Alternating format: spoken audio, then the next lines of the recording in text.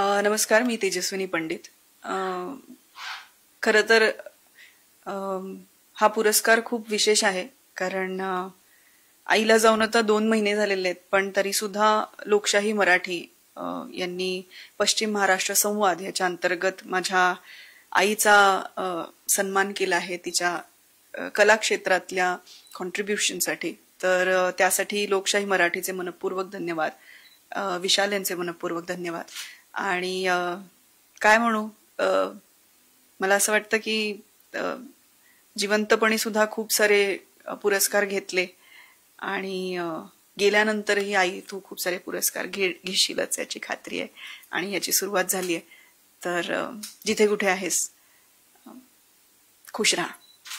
धन्यवाद. नमस्कार. आज